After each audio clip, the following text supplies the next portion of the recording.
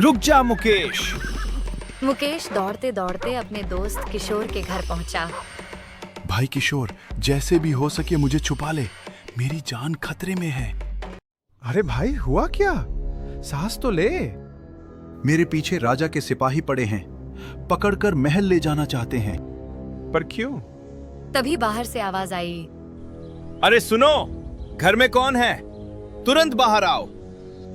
भाई प्लीज, उन्हें मत बताना कि मैं यहाँ हूँ। उस मुकेश को देखा क्या तुमने?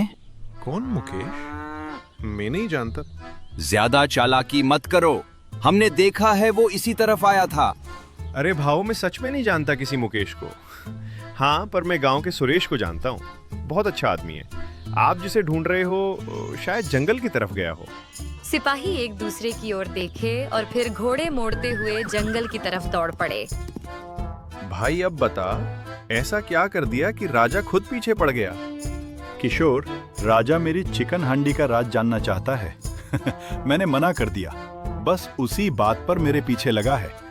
भाई अब तो तेरी खैर नहीं। उधर महल में सिपाही खाली हाथ लौटे। मुकेश मिला या नहीं? नहीं महाराज, बहुत ढूंढा पर नहीं मिला। भाग भाग कर कहाँ जाएगा मुकेश? एक दिन तो मेरी पकड़ में आएगा ही। विशालगढ़ गांव वाकई बहुत शांत और सुंदर था। कच्ची गलियां, नीम के पेड़ और सुबह सुबह गूंजती गायों की घंटियां। इन्हीं के बीच रहता था मुकेश, एक गरीब लेकिन मेहनती आदमी। उसका गुजारा मटके बेचकर चलता था।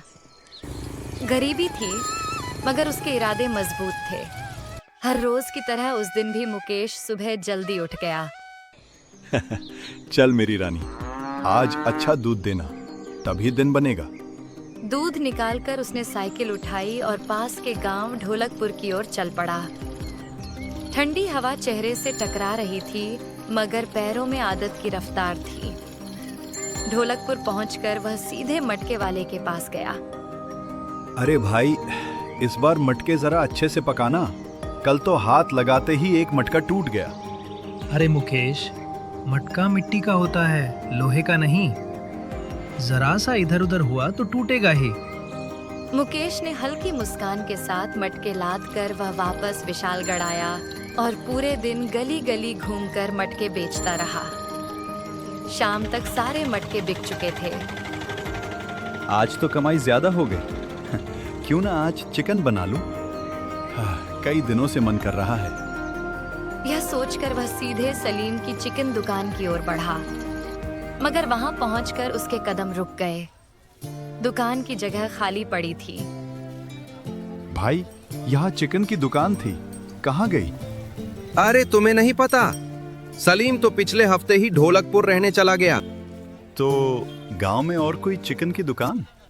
नहीं भाई, चिकन चाहिए तो ढोलकपुर ही जाना पड़ेगा, 10 किलोमीटर दूर। सुबह ही तो ढोलकपुर जाकर आया हूँ, अब दोबारा जाने की ताकत नहीं बची। जाने दो, आज नहीं, चिकन फिर कभी। थके कदमों से वह घर की ओर चल पड़ा। विशालगढ़ में मुकेश का जुड़वां भाई सुरेश भी रहता था।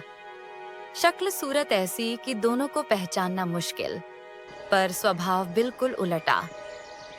सुरेश को पता चला कि गांव में चिकन की कोई दुकान नहीं है और लोगों को 10 किलोमीटर दूर ढोलकपुर जाना पड़ता है। बस उसी पल उसके दिमाग में एक विचार चमका। क्यों ना गांव में मैं ही चिकन करी का ठेला लगा दूं? अगले ही दिन उसने गांव के चौराहे पर ठेला लगा दिया। सुबह होते होते खुशबू फैल गई और देखते ही देखते भीड़ उमड़ पड़ी। भाई सुरेश, कमाल की चिकन करी बनाई है, मजा ही आ गया। अच्छा हुआ तुमने ठेला लगाया, नहीं तो चिकन के लिए 10 किलोमीटर जाना पड़ता। दूर खड़ा यह सब मुकेश देख रहा था। दोनों भाइयों में पहले से ही नहीं बनती थी। मुझे भी चिकन की बहुत तलब हो रही है, पर इसके ठेले पर नहीं जाऊंगा, ढोलकपुर जाकर ही खाऊंगा। यह सोचकर वह साइकिल उठाकर ढोलकपुर निकल पड़ा। रास्ते में एक चिकन का ठेला देखकर उसके मुंह में पानी आ गया। पहले मटके ले लेता हूँ, फिर लौटते समय चिकन खा लूंगा। मटके वाले के पास पहुंचकर बोला, भाई जरा जल्दी मटके दे देना, आज लौटते समय चिकन खाना है। मुकेश, तुम्हें एक बात बतानी है। जो भी है जल्दी बताओ, मैं बहुत जल्दी में हूँ। कल से मटके लेने मत आना, कोई दूसरा काम ढूंढ लो। मुकेश जैसे जमीन में गड़ गया। अरे क्या हो गया भाई, ऐसा क्यों बोल रहे हो? मेरा घर इसी से चलता है, मैं क्या करूंगा फिर? समझता हूँ, पर अब मेरी उम्र हो गई है, ये काम मुझसे नहीं होता। आज आखिरी मटके ले जाओ। भारी कदमों से मुकेश मटके लेकर बाहर आया। चिकन के ठेले के पास पहुंचा तो मन बोला, अब चिकन खाया तो जितने पैसे बचे हैं वो भी खत्म हो जाएंगे। वह बिना कुछ खाए वापस गांव की ओर चल पड़ा। रास्ते में उसका दोस्त किशोर मिल गया। अरे मुकेश, क्या हो गया? मुंह क्यों लटका है? मुकेश ने सारी बात बता दी। भाई, इतनी परेशानी की क्या बात है? चल मेरे साथ, कुछ न कुछ काम ढूंढ ही लेंगे। अगले दिन सुबह सुबह मुकेश सीधे किशोर के घर पहुंचा। आंखों में अजीब सा आत्मविश्वास था। भाई, मैंने सोच लिया है, आज से मैं चिकन हांडी का ठेला लगाने वाला हूँ। क्या, तू और चिकन? अरे भाई, तूने कभी ठीक से चावल भी पकाए हैं क्या? बड़े आए चिकन हांडी वाले। मजाक मत कर, सच में आज ही ठेला लगाऊंगा। अच्छा, तो बता, बनाएगा कैसे? वो नहीं बता सकता, वो एक राज है। कुछ भी बोलता है भाई। चलता हूँ भाई, ठेला घर के पास ही लगाया है, तुम भी आना। अरे, एक रात में ऐसा क्या सीख लिया इसने? उधर गांव के दूसरे छोर पर सुरेश का चिकन करी का ठेला हमेशा की तरह लगा हुआ था। अरे भाई सुरेश, सुना है आज तुम्हारे भाई मुकेश ने भी चिकन हांडी का ठेला लगाया है। भाई है मेरा, मानता हूँ, पर उसके हाथ में मेरे जैसा स्वाद नहीं। उसका चिकन एकदम बेकार होगा। तभी एक गांव वाला हांफता हुआ आया। अरे भाई लोग, चलो उधर मुकेश के ठेले पर, कमाल की चिकन करी बना रहा है, भीड़ लगी है वहाँ। यह सुनते ही सुरेश के ठेले पर खड़े ग्राहक एक एक करके जाने लगे। अरे रुकिए, वो झूठ बोल रहा है। सुरेश चिल्लाया, मगर कोई नहीं रुका। सुरेश का चेहरा गुस्से से लाल हो गया। इस मुकेश ने ऐसा क्या कर दिया? हाँ, देखना पड़ेगा। वह भी ठेला छोड़कर देखने चल पड़ा। इधर मुकेश की हांडी में चिकन पक रहा था। मसालों की खुशबू पूरे इलाके में फैल गई थी। लोग बेसब्री से इंतजार कर रहे थे। भाई, खुशबू तो ऐसी आ रही है जैसे शाही खाना पक रहा हो। जल्दी दो, अब सब्र नहीं हो रहा। मुकेश ने मुस्कुराते हुए सबको चावल और चिकन करी परोस दी। पहला कौर खाते ही एक आदमी बोला, अरे भाई, क्या स्वाद है, इतने जबरदस्त मसाले। कहाँ से सीखा ये सब? अरे भाई, क्या बताऊं तुम्हें, एक मेहमान आया था मेरे घर, उसी से सीखा। दूर खड़ा सुरेश यह सब देख रहा था। उसकी मुट्ठियां भींच गईं। इस मेहमान का पर्दाफाश करना ही होगा, तभी सच सामने आएगा। सुरेश अब उस मेहमान को ढूंढने में लग जाता है। मुकेश की चिकन हांडी की खुशबू अब महल तक पहुंच गई। उस दिन दरबार में राजा ने कहा, सुना है हमारे राज्य में कोई मुकेश नाम का आदमी कमाल की चिकन करी बनाता है, आज वही खानी है। राजा के हुक्म पर 2 सिपाही सीधे मुकेश के ठेले पर पहुंचे। अरे सुनो, राजा को तुम्हारी चिकन करी खानी है, तुरंत एक प्लेट पैक करो। राजा तक नाम पहुंच गया। अब तो मैं फेमस हो गया। वह जल्दी जल्दी एक प्लेट पैक करता है और आदर से सिपाहियों को देता है। सिपाही लेकर महल की ओर निकल गए। शाम ढलने लगी। मुकेश ठेला समेटकर घर की ओर चल पड़ा। उसे भनक नहीं थी कि सुरेश चुपचाप उसका पीछा कर रहा है। घर पहुंचकर मुकेश बैठ गया और बची हुई चिकन करी व चावल खाने लगा। सुरेश खिड़की से सब देख रहा था। खाना खत्म कर मुकेश हाथ जोड़कर बोला, धन्यवाद पिताजी, आपकी वजह से आज मैं गांव में मशहूर हो गया। यह सुनते ही सुरेश के पैरों तले जमीन खिसक गई। ये कैसे? पिताजी तो 10 साल पहले गुजर गए थे, फिर मुकेश किसे धन्यवाद दे रहा है? और सुरेश सवालों का बोझ लिए घर लौट आया।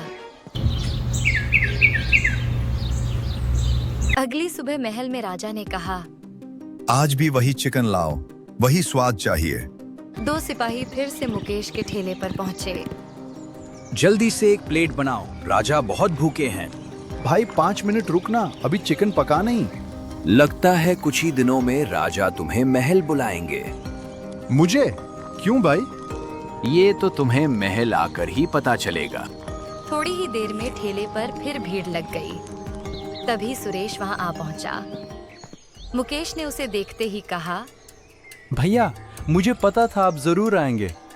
मुकेश, सच सच बताओ, इस चिकन करी का राज क्या है? किसने सिखाया तुम्हें? भैया मैं आपको जरूर बताऊंगा, पर अभी नहीं। शाम को जब ठेला खाली हो जाए तब तक आप घर जाइए। सुरेश बिना कुछ कहे लौट गया। अब सवाल यही था, क्या मुकेश सच में अपने चिकन हांडी का राज बताएगा? शाम ढल चुकी थी। मुकेश धीमे कदमों से सुरेश के घर पहुंचा। सुरेश घर के बाहर ही खड़ा था, मानो उसी का इंतजार कर रहा हो। भैया मुझे माफ कर दीजिए, मैंने आपसे ये बात छुपाई। मुझे ये सब 2 दिन पहले ही पता चला था। कौन सी बात मुकेश? मुकेश कुछ बोलने ही वाला था कि तभी घोड़ों की टापों की आवाज आई। राजा के सिपाही सामने आ खड़े हुए। तुम दोनों में मुकेश कौन है? क्यों, क्या हुआ? राजा ने उसे महल में बुलाया है। किस काम से? हमें नहीं पता, चलो वरना राजा नाराज हो जाएंगे। मुकेश समझ गया, राजा उसके चिकन करी के राज के पीछे है। अचानक वह पीछे मुड़ा और तेजी से भागने लगा। 2 सिपाही उसके पीछे दौड़े और बाकी 2 सिपाही सुरेश को पकड़कर महल ले गए। दरबार में राजा ने सुरेश को देखा और पूछा, क्या तुम ही मुकेश हो जो इतनी स्वादिष्ट चिकन करी बनाता है? नहीं महाराज, मैं सुरेश हूँ। वो मेरा भाई मुकेश बनाता है। तो वो कहाँ है? डर के मारे भाग गया। उधर मुकेश एक पेड़ के नीचे छुपा था। मैं तो भाग गया पर भैया को पकड़ लिया। कहीं राजा उन्हें सजा न दे दे। ये सोचते ही उसने मन मजबूत किया और खुद ही महल की ओर चल पड़ा। दरबार में सिपाही उसे लेकर आए। राजा ने कहा, मुकेश, भागने से कुछ नहीं होगा। मुझे बस अपनी चिकन करी का राज बता दो, मैं तुम दोनों को छोड़ दूंगा, वरना कड़ी सजा मिलेगी। महाराज ऐसा मत कीजिए। मैं बताता हूँ। मेरे पास एक जादुई हांडी थी, उसी में पकाने से चिकन इतना स्वादिष्ट बनता था। इसके सिवा कोई और राज नहीं। यह सुनकर सुरेश चौंक गया। उसे लगा मुकेश ने पिता के बारे में उससे झूठ बोला। तो वो हांडी मुझे दे दो। महाराज आज ही एक बिल्ली ने उसे गिराकर तोड़ दिया, अब वो नहीं रही। कितने लापरवाह हो। हाँ, अब चिकन कैसे बनाओगे? मैं अब नहीं बनाऊंगा, किसी और गांव जाकर कोई और काम करूंगा। ठीक है, तुम दोनों जा सकते हो। बाहर आकर सुरेश ने कहा, मुकेश, तुमने मुझसे झूठ बोला। मैंने सुना था तुम पिताजी को धन्यवाद दे रहे थे। क्या वो जिंदा है? नहीं भैया, पिताजी जिंदा नहीं है, पर उनकी रेसिपी जिंदा है। मतलब? कल मैं घर की सफाई कर रहा था, तभी मुझे एक किताब मिली। उसमें पिताजी ने अपनी चिकन हांडी की रेसिपी लिखी थी। तो तुमने राजा को बड़ी चालाकी से उल्लू बना दिया। पर अब क्या करोगे? चिकन बनाऊंगा, पर यहां नहीं, दूसरे गांव में, और अकेले नहीं। क्या आप मेरे साथ चलेंगे भैया? सुरेश की आंखों से आंसू छलक पड़े। हाँ मुकेश, अब हम दोनों साथ चलेंगे, साथ मिलकर चिकन हांडी का ठेला लगाएंगे। इस तरह एक चिकन हांडी ने 2 बिछड़े भाइयों को फिर से मिला दिया। दोनों ने साथ मिलकर नई शुरुआत की और खुशी खुशी अपना जीवन बिताने लगे। और कहानी का अंत यही होता है।